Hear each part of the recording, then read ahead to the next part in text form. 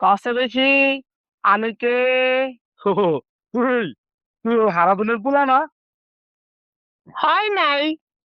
বুঝছি। তাহলে তুই ওই পলাশের ছোট বোন বাতাসি কিংবা উল্লাসী। আহা, লাগছে তো, ছাড় না।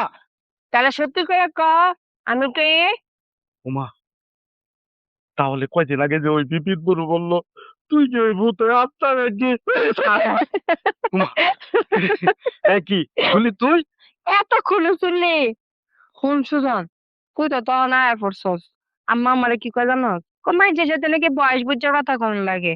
আর ওই পাড়ার জগা পিসি মুখ পুরি করে মুখ পুরি মায়ের কাছে নানান তা কয়ে গেছে। জানোস, আমার নাকি বয়স বেড়ে গেছে। আমার বয়স বেশি আমরাই জানি না, হে জানে সবার আগে। আচ্ছা সুজন, কষে দেখি, বয়স যদি আয়ে সবার আগে আমরা জানতাম না? আমিও তো ভেবে পাই না।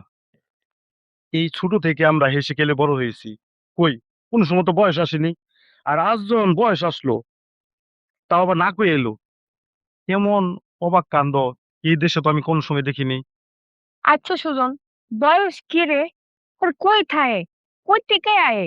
আহা, তাও জানোস না?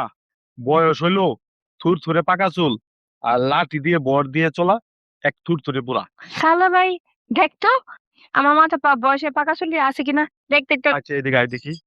তো এদিকটা নেই, দেখি এদিকটা, দেখি এদিকটায়। কই, তোর মাথায় তো ওইরকম পাকা চুল একটা খুঁজে পেলাম না। ঠিক আছে তুই থাক, আমি আমার কাছে জিজ্ঞেস করে আই। আমার মাথায় কই বয়সের পাকা চুল দেখা যাইতেছে। খারাপ তুই। এই শোন শোন, কেমন চলে যাবি?